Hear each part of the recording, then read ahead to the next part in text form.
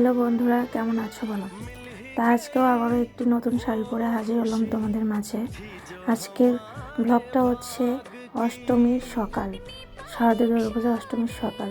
তোমরা দেখো এদিকে ঠাকুর মশাইয়ের সাথে আমার মা অষ্টমীর পূজায় বসে গেছে অনেক সকালে, কারণ এবারে তিথিটা সব পূজাই অনেক ভোরবেলা অনেক সকালে হচ্ছে। পূজা শেষে আমার মা আরও অনেককে অঞ্জলি দিচ্ছে অষ্টমী পূজার। আমার দেওয়া হয়ে গিয়েছে। আর এদিকে আমার শাশুড়ি আর আমার এক দিদা সন্ধি পূজার আয়োজন করছে, মানে প্রদীপ রেডি করছে। এবার সন্ধি পূজাটাও তাড়াতাড়ি হয়েছে অনেক সকালে।